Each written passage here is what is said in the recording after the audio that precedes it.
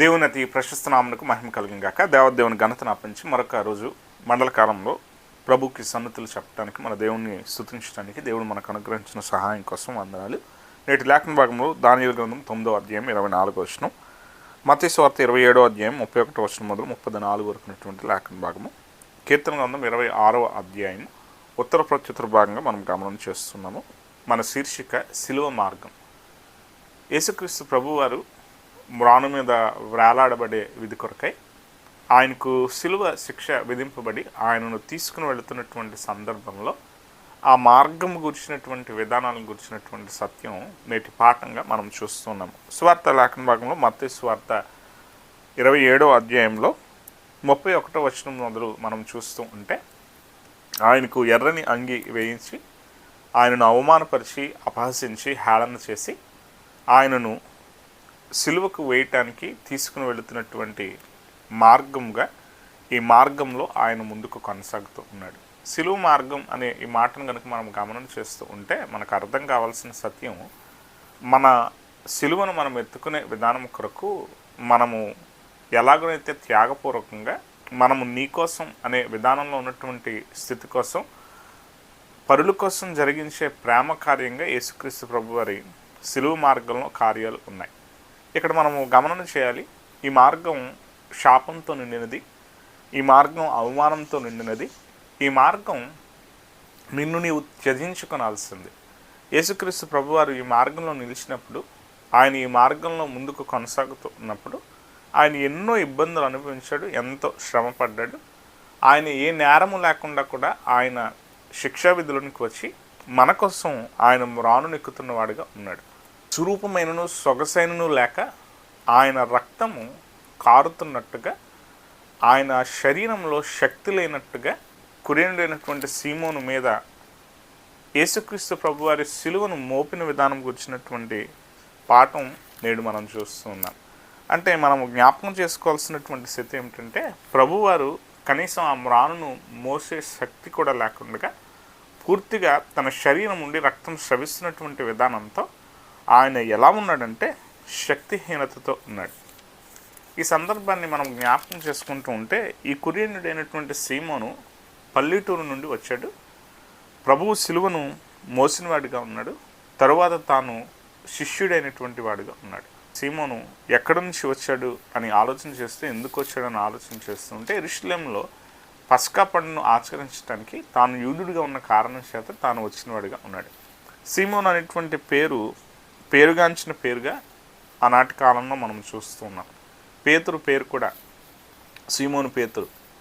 తాను గురించినటువంటి వివరణ కూడా మనం చూసినప్పుడు, పేతురు ఎలా అయితే ప్రభువును వెంబడించిన శిష్యుడిగా ఉన్నాడో, ఈ పేతురు తరువాత కాలంలో కూడా పేరుగాంచినటువంటి వ్యక్తిగా సంఘంలో ఒక చక్కని స్థితిలోనికి ఆదిమ సంఘంలో తాను నిలబడినటువంటి వ్యక్తిగా ఉన్నాడు.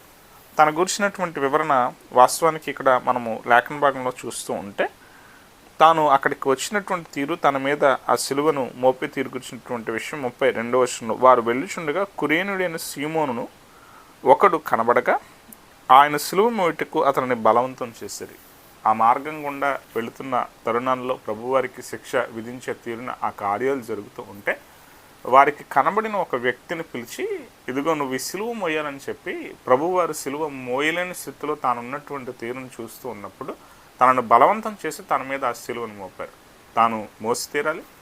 ఆ మోసిన తరుణంలోనే తనలో ఎలాంటి మార్పు వచ్చిందంటే, వాస్తవానికి సిలువ శిక్ష విధింపబడిన తర్వాత ఆ సిలువ శిక్ష ఎందుకు వేశారో ఆ విధానం గురించినటువంటి విషయం తన మెడలో వేసి, ఇదిగో ఇతడు రాసిన తప్పులని చెప్పి, తన గూర్చినటువంటి ఏ తప్పులైతే చేసి ఎందుకు ఆ సిలువ శిక్ష విధించారో దాన్ని గూర్చినటువంటి వివరణ ఆ పలక మీద ఉన్నటువంటి తీరు ఉంటుంది.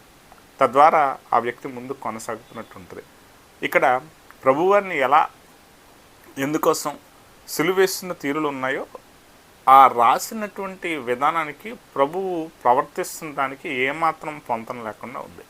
ఆ తీరు చూస్తున్నప్పుడు కురేనుడైనటువంటి సీమోనులో కూడా ఈ మార్పు రావటానికి అది ప్రథమ కారణంగా కూడా మనము చూడగలుగుతూ ఉంటాం. తన గురించిన వివరణ మనం చూస్తూ ఉంటే, తన గురించినటువంటి వివరణ మార్కు సువార్త 15వ అధ్యాయంలో 21వ వచనంలో తన గురించిన వివరణ ఉంది. తన తల్లిదండ్రుల పేర్లు కూడా అక్కడ వ్రాసిన వీరు ఉంది. తాను ఏ తీరున అయితే ఘనమైనటువంటి పరిచర్య స్థితుల కోసం నిలబడినటువంటి వ్యక్తిగా విశ్వాసంలో స్థిరుడయ్యాడు. అంటే ఎందుకు ఈ మాట అంటే, యూదుల గురించి ఆలోచన చేస్తే యూదుల్లోంచి ప్రభువును అంగీకరించడం అనేది బహు కఠినమైనటువంటి స్థితి. చాలా ఖచ్చితంగా అది చేయటం అది సాధ్యం కాని విధానంగా ఆ తీరు ఉంది. అది చేయాలంటే ఎన్నో త్యజించాలి, ఎంతో నిలబడాలి, తాను నమ్మిన మాట కోసం స్థిరంగా ఉన్నటువంటి తీరులో ఉండాలి. అలా ఉంటే మాత్రమే యూదుల్లోంచి క్రైస్తవులుగా మార్పు చెందిన వారుగా, ప్రభుని అంగీకరించిన వ్యక్తులుగా స్థిరపడిన వారు అవుతారు. అందుకోసమే ఇతను గురించిన వివరణ మనం చూస్తూ ఉంటే మార్కు సువార్త 15:21 కురేనుడైన సీమోనుడు ఒకడు పల్లెటూరు నుండి వచ్చి ఆ మార్గంలో పోచుండగా ఆయన సిలువను మోయుటకు అతన్ని బలవంతము చేసిరి.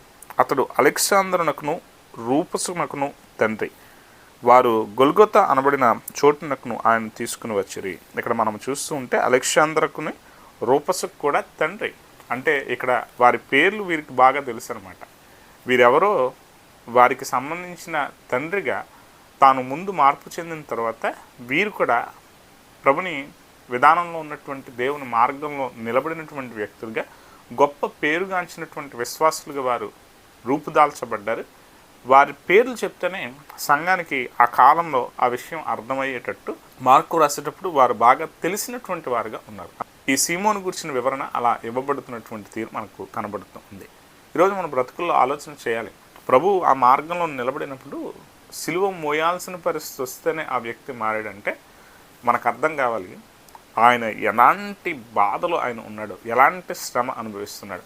వాస్తవానికి అందరికీ సిలువ శిక్ష విధించే విధానం ఒక రీతిగా ఉంటే, ఇక్కడ మతాధికారుల మెప్పు కోసం మరింతగా ఆయనను అపహాస్యం చేస్తూ, మరింతగా దూషిస్తూ, మరింత కఠినంగా శిక్షిస్తూ, ప్రభువారి రక్తం అది పూర్తిగా కారేటట్టుగా ఆయనను ఎలా అంటే ఆ మార్గంలో నడిపిస్తున్నప్పుడు ఎంతగానో మరింత క్రూరమైనటువంటి స్థితిలో శిక్షించినటువంటి విధానం జరిగింది. యేసుక్రీస్తు ప్రభువారు ఆ శిక్ష విధింపబడిన తీరులో కూడా ఆయన ముందుకు కొనసాగుతూ దానిని ఆయన ఎలా స్వీకరిస్తున్నాడో చెప్పడానికి నేటి పాఠంలో ఉన్నటువంటి వచనాలు రూఢి చేస్తూ ఉన్నాయి. ఆయనకు ఇవ్వబడినటువంటి పదార్థం చూస్తూ ఉంటే ఆయనకు చేదు కలిపినటువంటి ద్రాక్షరసం ప్రభువుకి ఇచ్చారు. ప్రభువు దాన్ని రుచి చూచి తాగనొల్లక ఉన్నాడు. కారణం ఏంటి అంటే ఆ పూర్తి శ్రమ ఆయన అనుభవించడానికి తాను ఎలా అంటే మానవాళి పొందాల్సిన శిక్షా స్థితిలో ఉన్నటువంటి ఆ ఇబ్బంది అది ఖచ్చితంగా ప్రభువు పూర్తిగా అనుభవించడానికి ఇష్టపడ్డాడు. కారణం ఏంటంటే ఆ శిక్ష అంత కఠినంగా ఆయన అనుభవిస్తేనే అది పవిత్రతతో ఆ బలిపశువు వధింపబడిన విధానం అది జరుగుతుంది. ఈ సమయంలో సహితం ఇంతవరకు తన పవిత్రతను కాపాడుకున్న విధిలో ఇప్పుడు గనక ద్రాక్షరసాన్ని సేవిస్తే ఒకవేళ అది నొప్పి తగ్గే బాధను ఓర్చుకునే బాధ గురించి తెలియకుండా ఉండేటువంటి మత్తుగా తనకు ఉండొచ్చు. కానీ అది ఆయనకు ఏమాత్రం ఇష్టం లేదు. ఆయన అపవిత్రతకు కారణంగా నిలిచే దేన్ని కూడా ఆయన అంగీకరించలేదు. ఈ సమయంలో కూడా ఆయన అంగీకరించడం లేదు. ఇక్కడ మనం జ్ఞాపకం చేసుకోవాల్సిన సత్యం ఏమిటంటే ఇది బోళంగా చెప్పబడే విధి ఉంటుంది. అది ఎందుకోసం ఉపయోగపడుతుందంటే యేసుక్రీస్తు ప్రభువారు జననంలో జ్ఞానులు తీసుకొచ్చినటువంటి బహుమానాలలో బంగారము, సాంబ్రాణి, బోళం. ఇప్పుడు అదే బోళం అది ఎలా అంటే ఆ చేదు కలిపిన ద్రాక్షరసం అనబడిన ఆ చేదు దేనికి అంటే అది మందుగా పనిచేస్తుంది. అది అలాగే అది ఎలా అంటే ఆ నొప్పి తెలియకుండా ఆ నొప్పికి కొంచెమంత ఊరటిచ్చేటువంటి స్థితిలో అది పనిచేసేదిగా ఉంటుంది. అలాగే ఆ ద్రాక్షరసం ఏం చేస్తుందంటే మత్తులుగా చేసే తీరు ఉంటుంది. ఆ మత్తు వల్ల ఆ నొప్పి తెలియకుండా ఉండే తీరు ఉంటుంది. కానీ ప్రభువు దాన్ని ఏమాత్రం అంగీకరించక ఆయన పవిత్రతను ఈ సమయంలో కూడా ఆయన ఏమాత్రం కూడా కళంకం లేని వ్యక్తిగా, నిష్కళంకమైనటువంటి ప్రభువుగా ఆయన బలిపశువుగా వధింపబడుతూ ఉన్నాడు. ఈరోజు మన బ్రతుకుల్లో మనం ఆలోచన చేయాలి. మనము ఏదైనా నొప్పి వస్తే, ఏదైనా ఇబ్బంది అయితే, ఏదైనా కష్టమైతే వెంటనే మనం ఎలా అంటే ఒకవేళ మనము పవిత్రత కంటే కూడా మన ప్రాణం కాపాడుకునే, మనకున్నటువంటి బాధను నివృత్తి పొందే ఆ స్థితుల మీద మనస్సు నిలుపుతాం. ఎందుకోసం అంటే ఆ నొప్పి భరించలేక. కానీ ప్రభువు ఇక్కడ ఏం చేస్తున్నాడంటే మానవాళి అందరినీ కూడా విమోచించేందుకు కొరకు మ్రాను మీద వేలాడబడిన వాడు శాపగ్రస్తుడు. జోసెఫస్ ఏమని రాస్తున్నాడంటే మరణములన్నిటికంటే కూడా చాలా దారుణమైనటువంటి మరణంగా సిలువ మరణాన్ని జోసెఫస్ వివరించాడు. కారణం ఏంటి అని అంటే కొన్నిసార్లు ఆ సిలువ మీద మరణం రాకుండా చాలా రోజులు అలా ఉండాల్సిన పరిస్థితి వచ్చేది. మరణం వచ్చేంత వరకు కూడా సిలువ మీద నుండి దింపేటువంటి పరిస్థితి లేకుండా వారి స్థితి ఉండేటువంటి సంగతి ఉంటుంది. ఈరోజు మనము ఆలోచన చేయాలి, ప్రభువు ఎంత ఘోరమైనటువంటి మరణాన్ని పొందటానికి మనం విమోచించే కార్యాలు చేసే మార్గంలో ఆయన నిలిచాడు. ఈరోజు మనము కొన్నిసార్లు ఆయన మార్గం ఎలా ఉంటుంది అంటే, ఆయన మార్గం మనము నమ్ముకున్న విధానంలో ఆయన అంగీకరిస్తే అది సులువుగా ఉంటుంది. లేదు, ఆయన మార్గం మనకు అది ఎలా ఉంటుందంటే, ఈ మార్గంలో జరిగే ప్రతి స్థితి కూడా ఆలోచన చేయండి. సిలువ మార్గం శాపంతో నిండింది, సిలువ మార్గం త్యాగంతో నిండింది, సిలువ మార్గం అది నీకోసం కాకుండా ఇతరుల కోసం అది జరిగించే కార్యంగా ఉండేది. ఈరోజు మన బ్రతుకుల్లో ఆ మార్గంలో మనం అలాగే నిలబడుతున్నామా?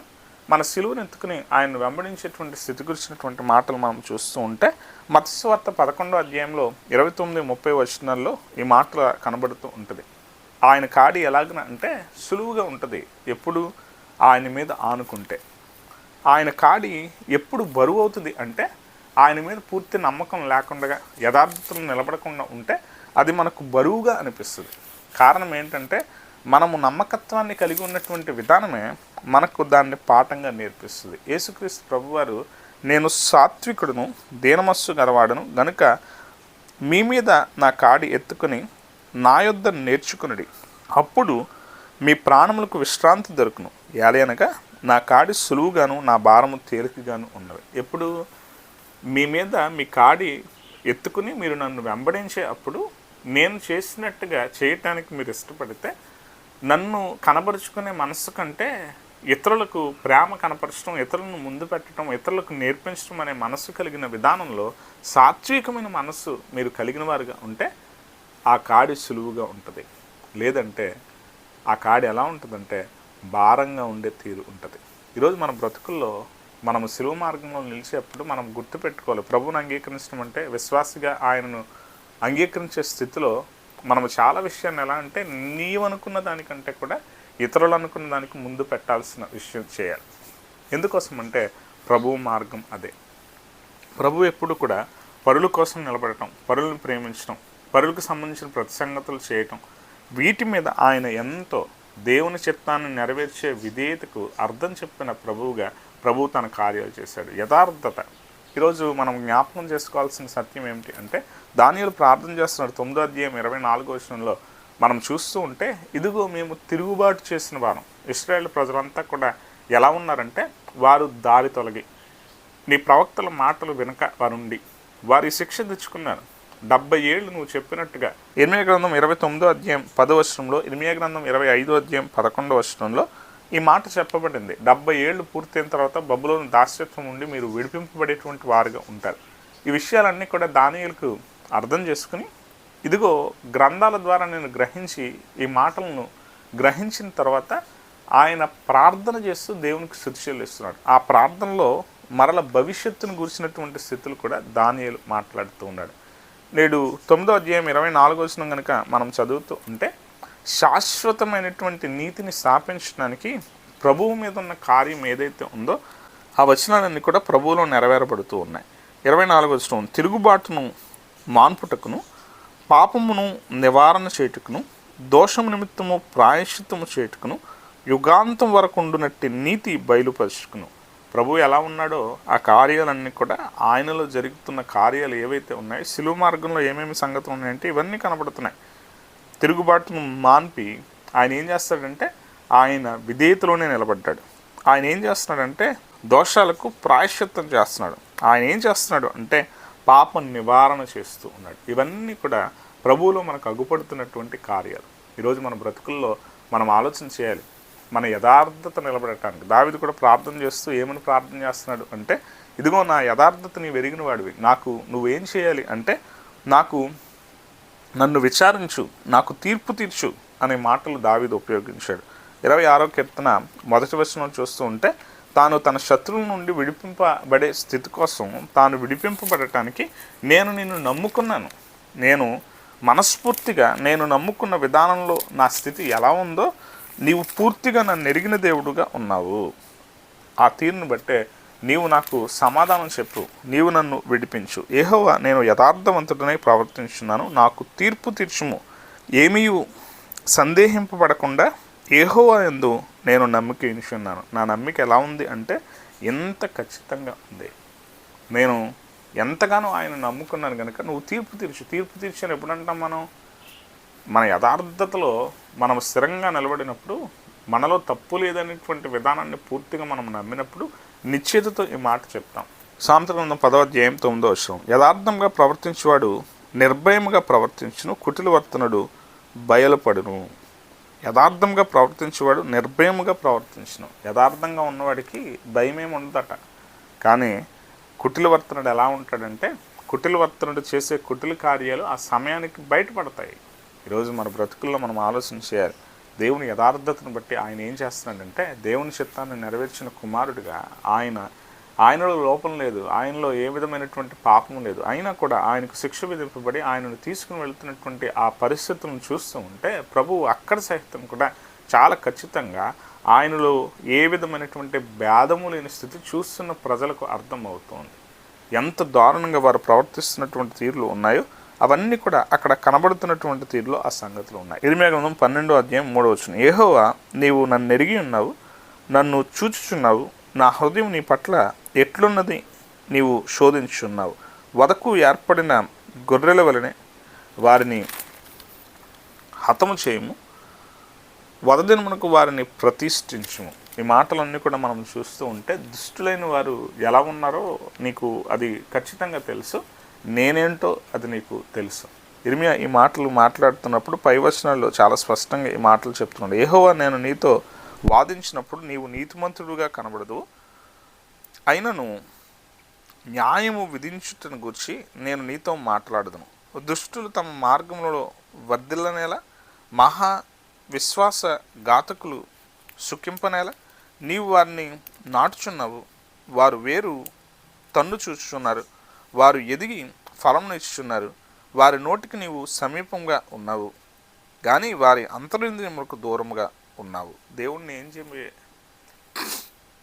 దేవునితో ఇర్మియా ఏమని చెప్తున్నాడంటే, ఇదిగో దుష్టులను ఎప్పుడు ఇంకా నీవు శిక్షించేది, వారు చేస్తున్న కార్యాలు ఎంత దుర్భరంగా ఉన్నాయో, వారిని బట్టి ఎవరు ఇబ్బంది పడుతున్న తీరు ఉంది అంటే, వారి వల్ల కరువులు వస్తున్నాయి, వారి వల్ల ఇబ్బందులు ఎదురవుతున్నాయి, వారి వల్ల దేశంలో పశువులు అది ఇబ్బంది పడుతున్నటువంటి పరిస్థితులు. 4వ వచనం, భూమి ఎన్నాళ్ళు దుఃఖింపవలను, దేశం అంతటిలోని గడ్డి ఎన్నాళ్ళు ఎండిపోవలను, అతడు మన అంతము చూడడని దుష్టులు చెప్పుకొనిచుండగా, దేశంలో నివసించేవారు చెడుతనం వలన జంతువులను పక్షులను సమసిపోవచ్చున్నవి. దేవా, నువ్వు చూపించే ఈ ఉగ్రత, వారి దుష్టత్వం వల్ల పశువులు నశిస్తూ ఉన్నాయి. ఎలాగో దేశంలో ఎంతో పక్షులు నశించిపోతూ ఉన్నాయి. వాటికి ఏ పాపం చేయకుండా కూడా అవి ఇబ్బంది పడుతున్నట్టుగా పరిస్థితులు ఉన్నాయి. కానీ దుష్టుల విషయంలో నువ్వు ఎంతవరకు కూడా కృప చూపుతావు? వారిని ఖచ్చితంగా ఖండించు, నా యథార్థత చూసి నీవు సమాధానం చెప్పు. అంటే ఇక్కడ మనం చేయాల్సిన ఆలోచన ఏంటి అంటే, ఇక్కడ మనం గమనించాల్సిన సత్యం ఏమిటంటే, దేవుడు యథార్థవంతులకు ఆయన తీర్పు తీరుస్తాడు, దుష్టుల పట్ల ఖచ్చితంగా ఆయన శిక్ష విధిస్తాడు. ఆ తీరున ఆ దుష్టులకు విధించే శిక్ష వలన ఇశ్రాయేలు ప్రజలు ఎంతగానో కూడా బబులోను చెరలో ఉండాల్సిన పరిస్థితి వచ్చింది. కానీ వారు విడిపింపబడాలంటే దేవుని ముందు వారి యొక్క విధానాన్ని మార్చుకున్నటువంటి తీరులో ఉంటే తప్ప వారు విడిపింపబడరు అనేటువంటి తీరులో దీనికి కలిగినటువంటి శిక్షావిధి నుండి విడుదల కోసం దానియేలు ప్రార్థన చేస్తున్నాడు. ఈరోజు మన బ్రతుకుల్లో కూడా మనం ఆలోచన చేయాలి. దేవుని ఎడల యథార్థతలో నిలబడితే దేవుని కృప మనం పొందుకుంటాం.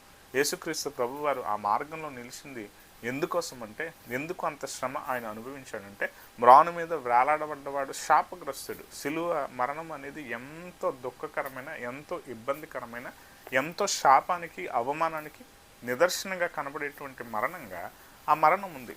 ఆ మరణం విధింపబడే పరిస్థితులను చూస్తూ ఉంటే వారిని ఖచ్చితంగా ఎలా అంటే శిలువకు ఎక్కించే విధానంలో అంగీని తీసివేసి ఆయనను ఎలా అయితే అవమానపరుస్తూనే ఆయనకు ఎలాంటి శిక్ష విధించినటువంటి తీరులో ఆ పరిస్థితి ఉందో, ఇదంతా దేనికి సారూప్యం అంటే అది ఖచ్చితంగా హేళనకు, అవహేళనకు, ఇబ్బందికి గురి చేస్తూ శాపగ్రస్తుడిగా చేసే దానికి అది సాదృశ్యంగా ఉన్నటువంటి తీరు. కానీ ఆ మార్గం మనల్ని ఏం చేసేదిగా అంటే మనను విడుదలకు, మనల్ని విమోచించేదానికి, మన నీతిని బట్టి మనకు సమాధానం ఇవ్వటానికి, యథార్థపరుల విధానంలో ఉన్నటువంటి వాళ్ళ జీవితాలను సుస్థిరం చేస్తూ మన పాపాలన్నిటినీ కూడా ఆయన తీసివేయటం కోసం ఆయన ఆ మార్గంలో నిలిచాడు. ఈరోజు ఆ ప్రభువు మన కోసం ఎలాగున్న త్యాగపూర్వకమైనటువంటి శిలువ మ్రాను మీద ప్రాణత్యాగం చేశాడో ఆ మార్గంలో నిలబడే విధానంలో మనం ఖచ్చితంగా ఆ మార్గంలో నిలబడే విధానంలో మనకు కూడా ఇబ్బందులు వస్తాయి, కష్టాలు వస్తాయి, సమస్యలు వస్తాయి, నీ వారు అన్నవారు నిన్ను వేరుగా చూసే పరిస్థితులు వస్తాయి. అయినా కూడా మనం ఏం చేయాలంటే ఆయన కాడి మనం ఎత్తుకునే విధానంలో ఆయనను వెంబడించడానికి ఇష్టపడి దేవుని నమ్మిన వారంగా, యథార్థతలో నిలబడిన వారంగా మనం ఉంటే మనము ఆయన మార్గంలో నిలిచిన వారం అవుతాం, మనము దీవెన పొందుకున్న వారం అవుతాం. ఆ తీరున మన బ్రతుకులను సరిచేసుకుంటూ దేవుని వారంగా జీవించడానికి దేవునికి సదా మనకు తోడే సంరక్షించి కాపాడును గాక. ఆమేన్.